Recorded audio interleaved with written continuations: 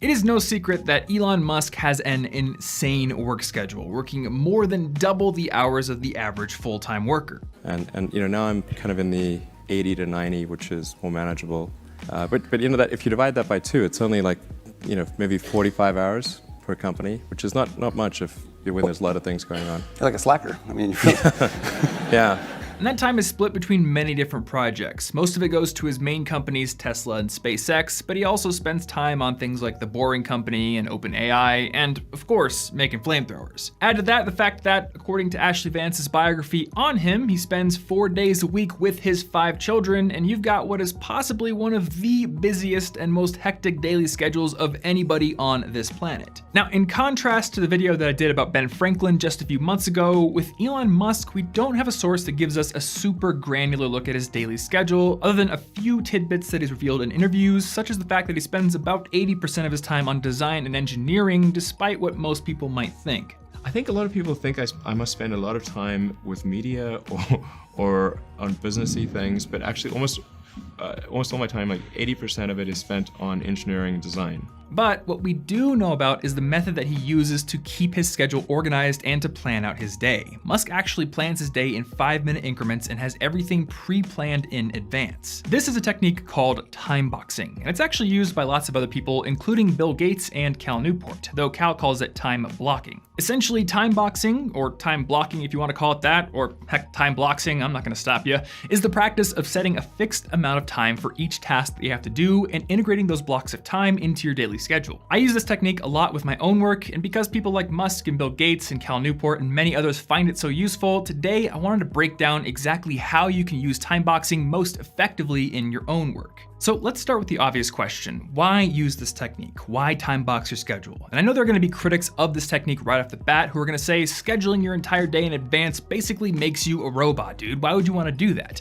And I gotta say, number one, we humans really give robots a bad rap sometimes. But number two, this is kind of looking at it from the wrong perspective. Yes, scheduling your day in advance does mean that you're going to be adhering to a predetermined plan and that you're going to have less unstructured free time. But as you might know, unstructured free time can sometimes be a bad thing. As Parkinson's law states, work tends to expand to fill the time allotted for it. So essentially, time boxing creates a useful limitation that can actually make you more productive. First and foremost, it takes a lot of the choice out of the moment on what you're going to work on because you are adhering to a plan, so you spend less time figuring out what you're going to do in the first place.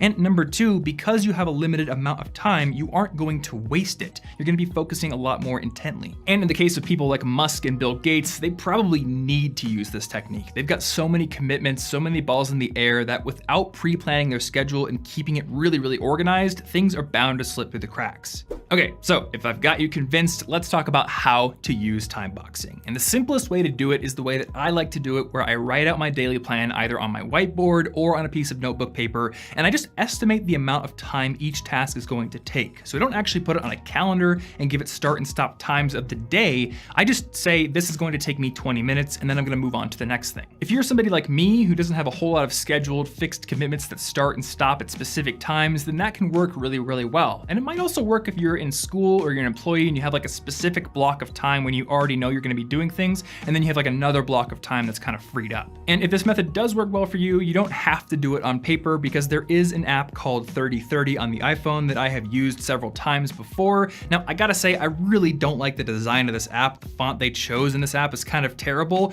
but it is one of the few apps that lets you set a specific time that you're going to work on a task and then kind of like build a little itinerary of timed tasks that you can then go through. And I used to use this a lot in college when I had a lot of homework assignments to get through. Now, if you are an Android, I don't believe 3030 is on the Android platform, but there is an app out there called Do Now that seems to have a similar function. Now, if you are the kind of person that has a schedule with lots of predetermined commitments already and have gaps in between them, or you just want to have more structure in your life, then you actually might find it useful to use a calendar for your time boxing to set specific start and stop times for your tasks. This is the way that Cal Newport says he does it in his blog post on the subject, and if you're a student that has a lot of little gaps of time in between classes, I think this is the way to go for you. Either way, if you're going to use this technique successfully, then the number one thing you're gonna need to learn how to do is properly properly estimate how long tasks are going to take you to complete. And the bad news is that you and me both are human beings. We both like ingesting organic matter, we both like using our respiratory systems to convert oxygen into carbon dioxide, and we are both naturally bad at estimating how long things are going to take. Did I mention I'm not a robot? We're all susceptible to what's called the planning fallacy, which describes how human beings tend to make over-optimistic predictions for how long things are going to take. And there was actually some research done at the University of Waterloo in Canada on this phenomenon. Students were asked to make two different types of time predictions. One was a best case scenario prediction where literally everything went right,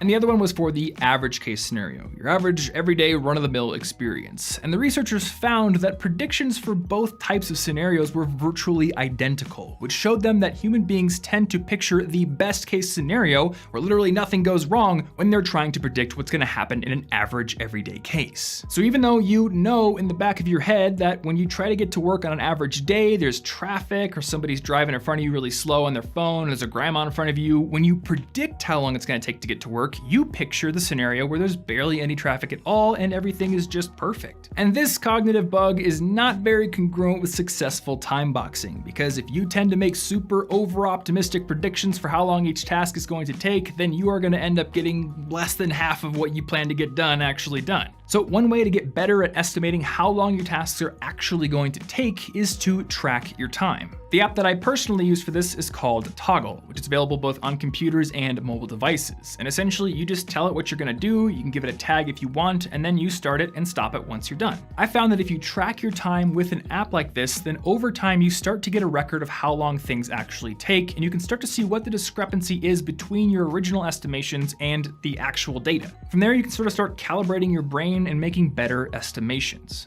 Also, when you're sitting down to plan your day and you're estimating how long your tasks are gonna take, it's gonna be really helpful if you split your bigger tasks into smaller subtasks. Not only will this make your task list more action-oriented and clear, but it's also gonna help you with your estimations, because it is always easier to estimate how long a small, well-defined task is going to take. All right, so now we have to deal with what is possibly the most legitimate objection to time boxing, which is, how do you deal with interruptions? How do you deal with things that you couldn't plan for or things that just pop up and interrupt your work? Tom, the Secret Service wants you again. Again?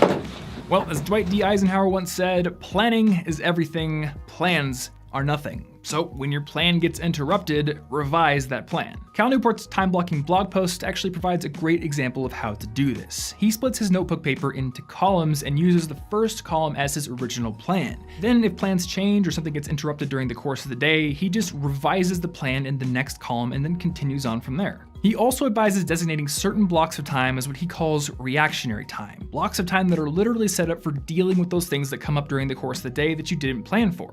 Now, sometimes things are gonna pop up that you have to deal with right now, and they might be in a time block that was planned for something else, and in those cases, you're gonna have to roll with the punches. But if something comes up that you can deal with later, then a reactionary time block is the perfect time to take care of it.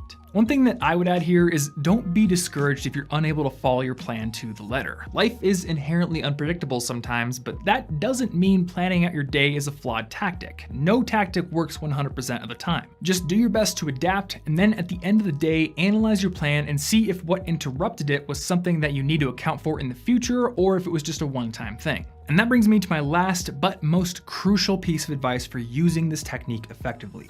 Avoid the temptation to overschedule your day. Yes, Elon Musk is putting in 80 to 90 hour work weeks, juggling a zillion things at once, but number one, that dude is a monster, and number two, if you have difficult work on your plate that requires a lot of intense concentration and creativity, sometimes that's all you can do in a given day. Don't try to squeeze work like that into a tiny sliver of time in a day that's already taken up with errands and admin work. As the authors of the book The 4 Disciplines of Execution point out, the more you try to do, the less you actually accomplish. So take advantage of the productivity benefits that come from the limitations of time boxing, but give that difficult creative work the space it deserves, and save that mentally easier work for a concentrated batch day.